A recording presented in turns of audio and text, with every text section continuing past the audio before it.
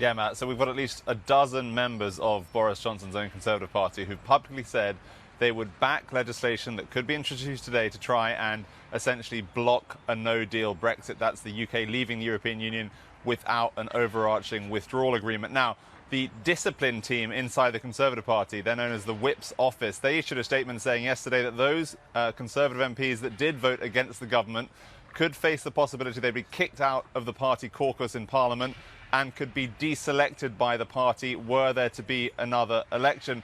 Mr. Johnson, though, clearly concerned about the possibility of a government defeat this week, came outside number 10 Downing Street last night and warned his fellow MPs that they would not change easily, at least, his intended course of action. We're leaving on the 31st of October, no ifs or buts. We will not accept any attempt to go back on our promises or scrub that referendum. And armed and fortified with that conviction, I believe we will get a deal at that crucial summit in October, a deal that Parliament will certainly be able to scrutinise. And in the meantime, let's let our negotiators get on with their work without that sword of Damocles over their necks and without an election. Without an election. I don't want an election. You don't want an election.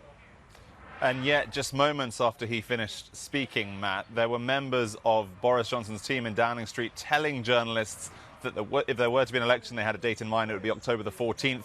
That's important because not only is it before the October 31st current Brexit deadline, it's also before the next European Council. That's the summit where European leaders will gather together, probably hoping not to talk about Brexit, but could well face a new British government with new demands on Brexit if there has been an election, or if Boris Johnson wins. Of course, he could come back emboldened and try and push through the changes to this overarching withdrawal agreement that has so far 3 times failed to get through the House of Commons behind me.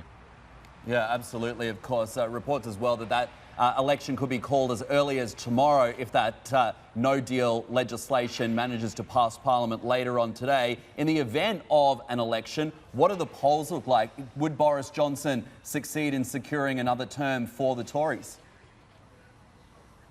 As of right now, that doesn't look like a guarantee, to be honest with you, Matt. You know, Brexit has really significantly degraded and fragmented the British political landscape so that the Conservative Party, currently leading a majority, very narrow majority in the House of Commons, they're looking, with the latest poll of polls at the end of August, at 33% of the vote.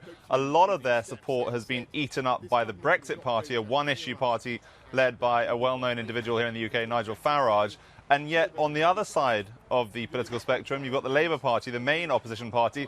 They're not doing that much better. They're in the low 20s at 23%. And the Liberal Democrats, the other slightly smaller opposition party, they're at 19%. So there's no clear majority evident right now. Boris Johnson's team would, of course, say that he's been a successful campaigner in the past. He helped to win that Brexit referendum back in 2016. He twice won the mayoralty here in London. But whether he could campaign strongly enough on the idea that if he were returned to number 10 Downing Street, he would deliver Brexit on October 31st is something that we'll have to wait and see. Hey everybody, it's Hadley Gamble from our new CNBC Middle East Bureau in Abu Dhabi. Thanks for stopping by. Now, to watch more, you can try one of the videos that just popped up on your screen. And don't forget to subscribe.